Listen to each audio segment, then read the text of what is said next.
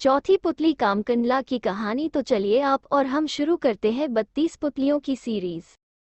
चौथे दिन जैसे ही राजा सिंहासन पर चढ़ने को उद्यत हुए, पुतली कामकंडला बोल पड़ी, रुकिए राजन, आप इस सिंहासन पर कैसे बैठ सकते हैं? ये सिंहासन दानवीर राजा विक्रमादित्य का है। क्या आप में है उनकी तरह विशेष गुण और त्याग की भावना? राजा ने कहा, हे सुंदरी, तुम भी विक्रमादित्य की ऐसी कथा सुनाओ जिससे उनकी विलक्षणता का पता चले। पुतली बोली, सुनो राजन, एक दिन राजा विक्रमादित्य दरबार को संबोधित कर रहे थे, तभी किसी ने सूचना दी कि एक ब्राह्मण उनसे मिलना चाहता है। विक्रमादित्य ने कहा कि ब्राह्मण को अंदर लाया जाए। विक्रमादित्य ने उसके आने का प्रयोजन पूछा। ब्राह्मण ने कहा कि वो किसी दान की इच्छा से नहीं आया है, बल्कि उन्हें कुछ बताने आया है।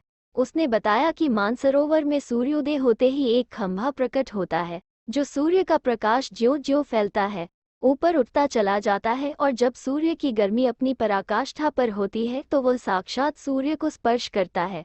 ज्यों-ज्यों सूर्य की गर्मी घटती है, छोटा होता जाता है तथा सूर्यास्त होते ही जल में विलीन हो जाता है। विक्रमादित्य के मन में जिज्ञासा हुई कि आखिर वह कौन है। ब्राह्मण ने बताया कि वो भगवान इंद्र का दूत बनकर आया है। देवराज इंद्र का आपके प्रति जो विश्वास है, आपको उसकी रक्षा करनी होगी। आगे उसने कहा कि सूर्य देवता को घमंड है कि समुद्र देवता को छोड़कर पूरे ब्रह्मांड में कोई भी उनकी गर्मी को सहन नहीं कर सकता। देवराज इंद्र उनकी इस बात से सहमत नहीं है। उनका मानना है कि उनकी अनुकंपा प्राप्त मृत्युलोक का एक राजा सूर्य की गर्मी की परवाह न करके उनके निकट जा सकता है। वो राजा आप हैं।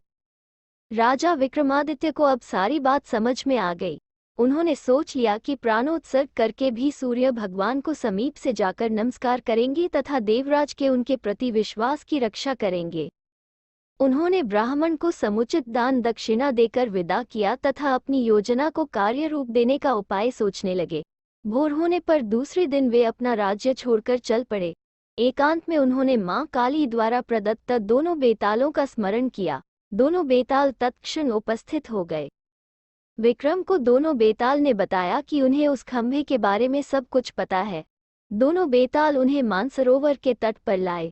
रात उन्होंने हरियाली से भरी जगह पर काटी और भोर होते ही उस जगह पर नजर टिका दी जहां से खंभा प्रकट होता।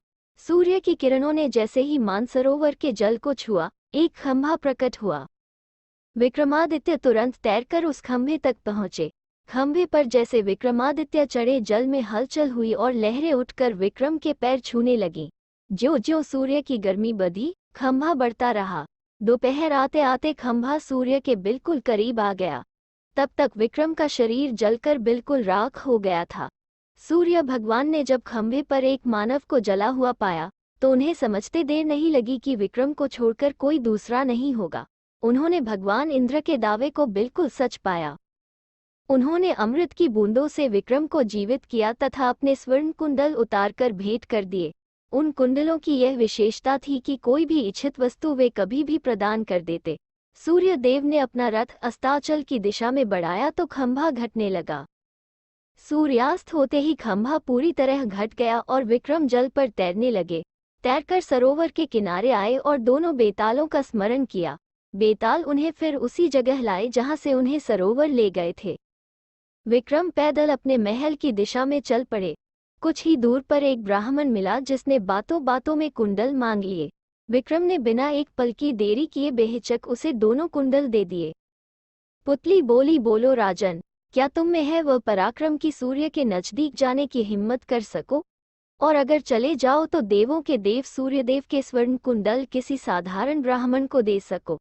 अगर हाँ तो इस सिंहासन पर तुम्हारा स्वागत है।